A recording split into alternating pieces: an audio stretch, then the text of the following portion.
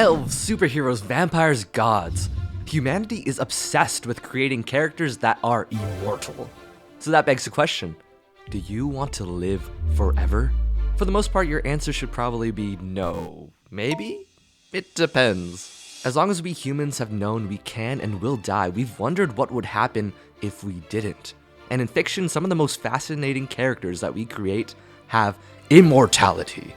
Immortal characters are often elevated above the typical person. Without death in sight, the immortal is free to party for eons, collect hidden knowledge, travel the world, and suffer.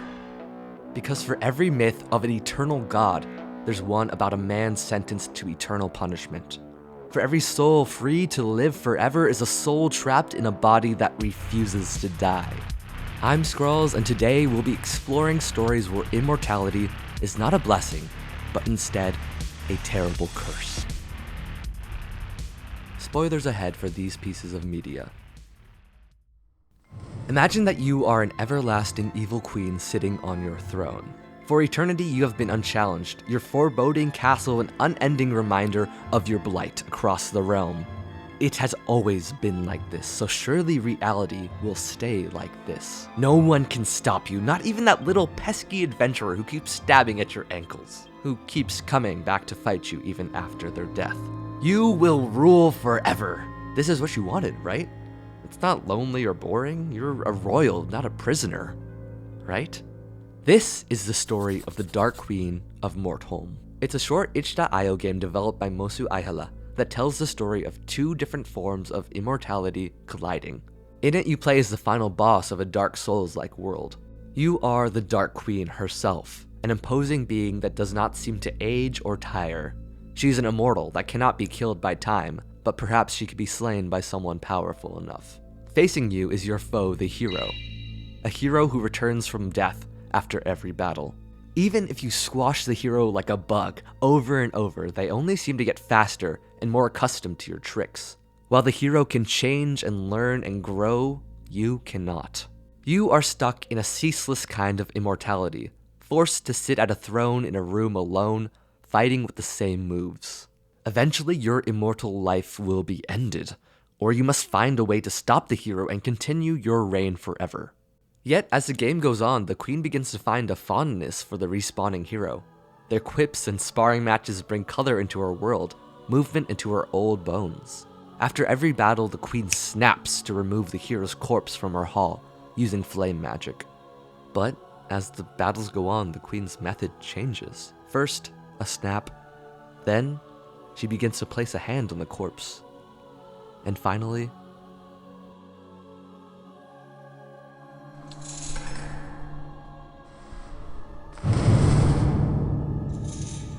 when asked if she missed the hero while they were gone between battles, the queen can answer this: "The bonfire of your corpse does bring warmth to these halls." When I played as the queen, I could not help but feel the heaviness of the crown she wore, the loneliness of her throne. While immortality is often portrayed as a freedom, it also sometimes becomes a prison. In this world, to be the immortal queen is to be trapped in the role of the final boss. You cannot leave the bounds of your chamber. So the Dark Queen's game ends in two main ways. The first is to fight and to be killed. Maybe this is an act of mercy. When the queen is slain by the hero's sword, she is free from the trap of eternity. But the alternative is to cheat the hero out of a win. With endings like these, the hero gives up and immortality remains yours. In this ending, you are sentenced to silence. A silence that will go on forever. In much of mythology, immortality is either a gift of the gods or an eternal punishment. Take a look at Greek mythology. There's Sisyphus, a king who is forced to spend eternity rolling a boulder up a hill only for it to roll down before it reaches the top every time. Or Prometheus, a titan who after bestowing mankind fire was chained to a rock for eternity, where vultures would peck out his organs only for them to regrow every day. The Greeks really knew how to dish out some truly cruel and unusual punishments. Those who committed sins against the gods or against their brethren were forced to live through punishments that would never end, locking them in eternal pain. Some of those being tortured in Hades might deserve it, But can you imagine pushing a boulder up a hill even for one full day? How about a whole month of these punishments? A year? Decades? Hundreds and thousands of years? At a certain point, it seems impossible to fathom that level of pain and boredom from our mortal vantage points. In the vein of these endless punishments are stories like I Have No Mouth, But I Must Scream. In this dark sci-fi story, a hateful AI known as Am has eradicated almost all of humanity. However, it keeps the last survivors alive and tortured.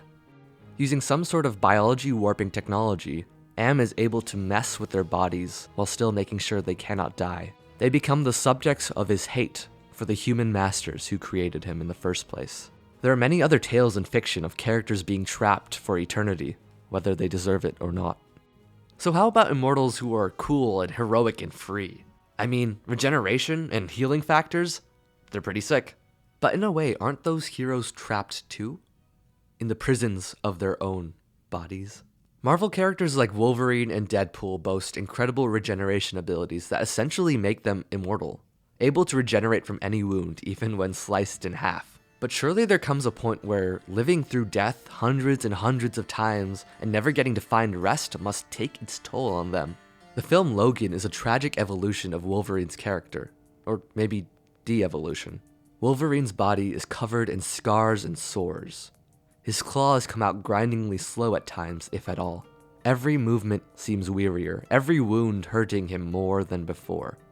While Wolverine's powers allowed him to live for hundreds of years, eventually he was poisoned by the adamantium in his bones.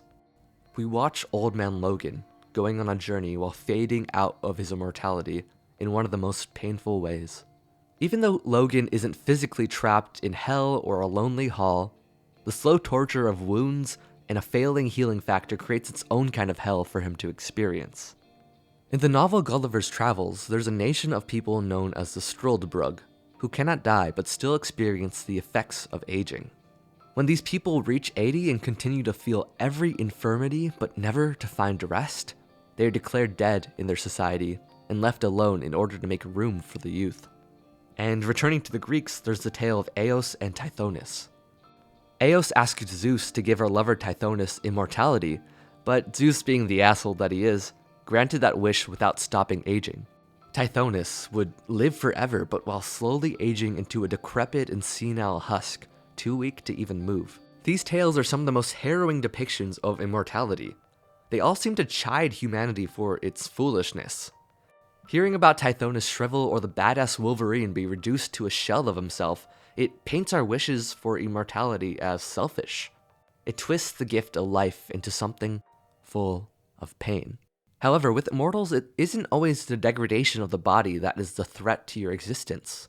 Sometimes it's the loss of your mind. In the game 1000 Year Vampire, you play a vampire who lives for hundreds, maybe 1,000 years, marching through the tides of history, watching your friends and enemies live and die in the blink of an eye.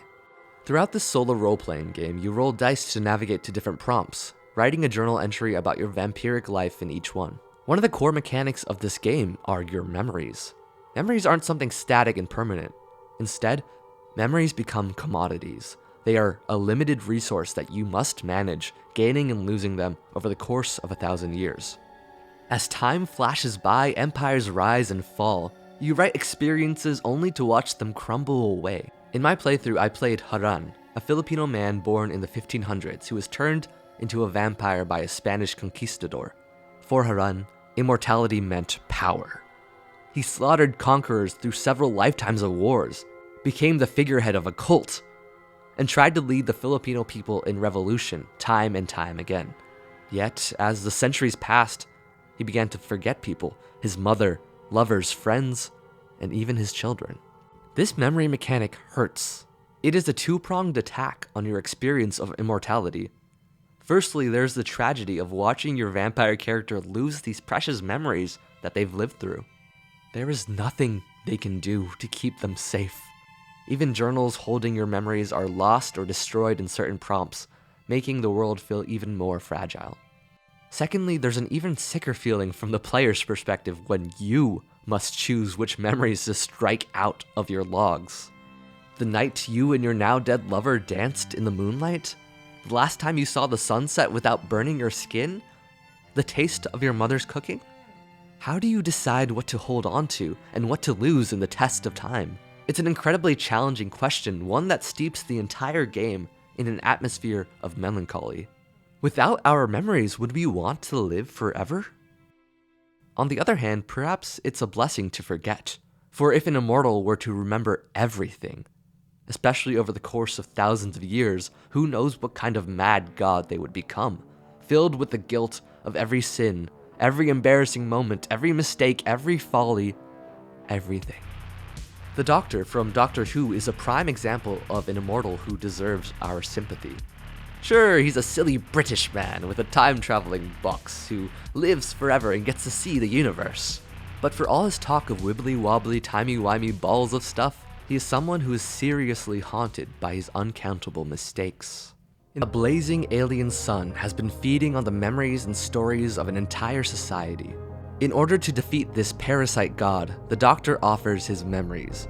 For beyond his smiling exterior is a man who has destroyed countless civilizations, lived to become both a god and a devil alike.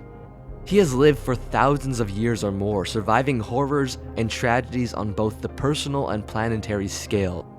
Grief that he has had to carry with him every day of his unending life.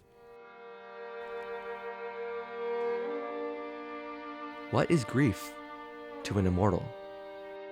The anime Frieren Beyond Journey's End details the life of an elf named Frieren. Unlike many of the characters I've discussed so far, Frieren is not someone tortured by her immortality. At least not in the same way. Frieren lives a life exploring a world of magic. She isn't growing more decrepit or plagued with immense guilt or trapped in one place, though she does often get trapped in mimics. She is an elf who has lived for potentially over 1,000 years and could continue to live for thousands and thousands of years until she eventually dies of a natural elf lifespan. And she spends much of that life eating delicious foods and collecting random grimoires and spells. For all extents and purposes, the life of a long-lived elf like Frieren is incredibly chill. Yet despite the sweetness of her life and these beautiful rolling landscapes she gets to journey across, she still carries something very sad within her. Long ago, Frieren joined an adventuring party that had a 10-year journey across the land to slay the Demon King and free the world from darkness. For an elf, 10 years is almost nothing. That adventure is long over. However, her adventuring party included humans with the shorter lifespan and all. When Himmel the hero, the man who had gathered the group together, passed away, Frieren realized that even though she had spent 10 whole years with him, it felt as if she had barely known him. In the eyes of an immortal, the human is but a mayfly, born to die in a moment. Eventually, Frieren takes on a new adventuring party, and through this expedition she learns to better appreciate the way she changes and is changed by the mortal world. Sure, the series has some incredible lore and crazy battles, but the definite highlights are the smaller everyday moments that connect Frieren across generations.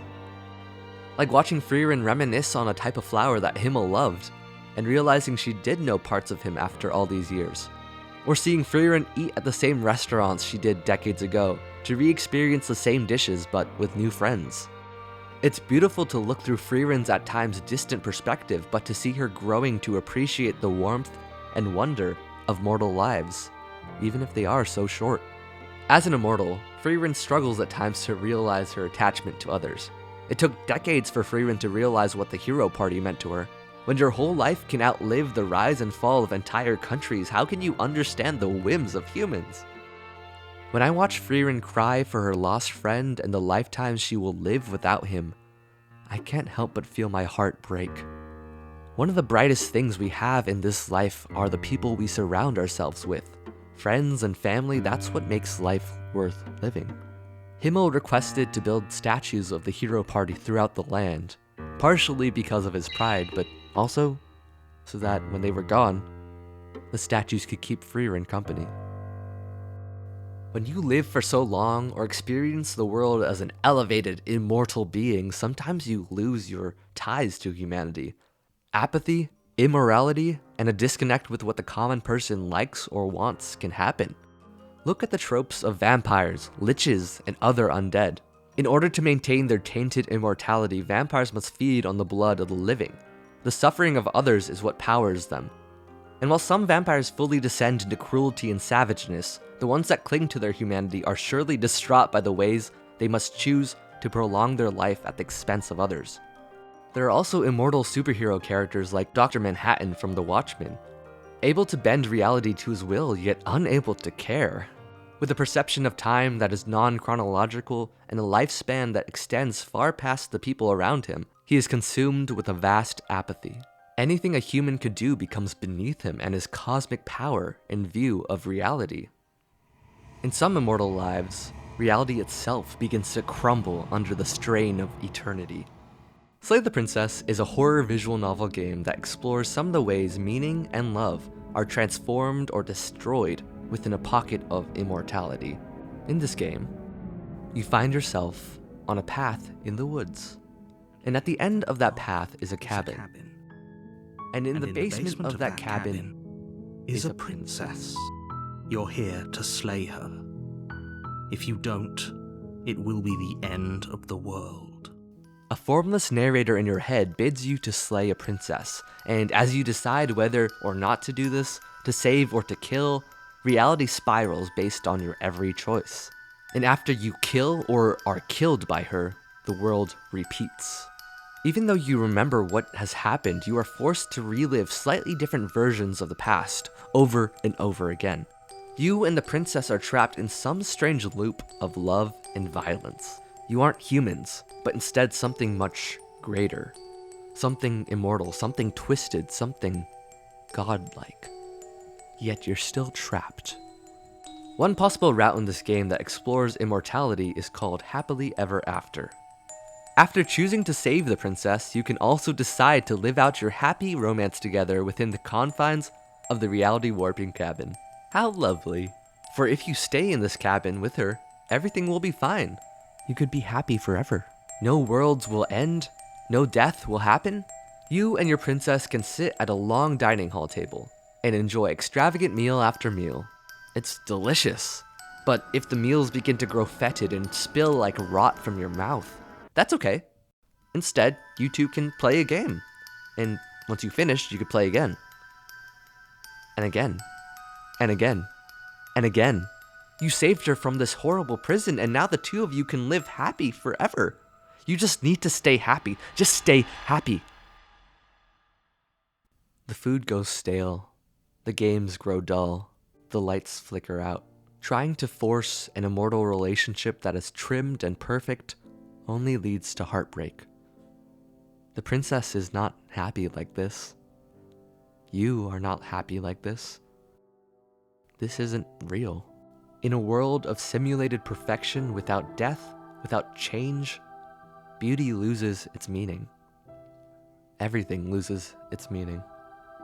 I see this depiction of immortality as an allegory for a dying relationship. By holding on to over-romanticized ideas of love, ignoring the flaws that are hidden, two lovers are sentenced to a relationship that is simply a facade. Like the Dark Queen of Mortholm, Slay the Princess portrays royal immortals, and how having more time and more luxuries is not necessarily a good thing. To grow comfortable in your immortality may be to lead to a destruction of the organic beauty in your life. And to escape this tragedy, the immortal must accept change. They must exit the cabin and know it's okay if things come to an end. Throughout fiction, there are plenty of tales of immortal characters who aren't suffering. Outside the conditions of eternal torture or spatial barriers, immortality should be a useful ability, a chance for us to spend more time doing the best thing ever, living. If immortality was something you could just shut off when you wanted, and death was something you could choose after you felt satisfied with the life you lived, that would be glorious. That way you could live your life more fully as long as you wanted, but peace out far before the sun implodes and the universe gets cold and boring. Once you've 100%ed life, just open up that tungsten cube and finally give that snail a hug. Let your immortal life fade out happily. Or if you could choose who was immortal alongside you, guaranteeing your loved ones joined you on the journey, that would be incredible. At the end of the day, it's very easy to dream up possibilities where immortality is enjoyable. So why do we humans love to create characters that suffer so much from immortality? Firstly, death is one of humanity's, if not the greatest fear. By imagining the problems that would come with an eternal lifespan, we come to terms with our own mortality. Maybe living forever would be awesome, but we're mortals, and there's very little we can do to change that for now. So we do what we can to soothe the anxieties in our minds. Tell ourselves that life is short but good. It is meant to be lived through fully, no matter the length. Secondly, there is something deeply human to empathize with everything and to find humanity in everything, even an immortal. In many of these tales I've shared, the immortals are still quite human. Through them, our true desires are shown. Even as immortals, they still want more time with loved ones, still want to be safe and to be in control.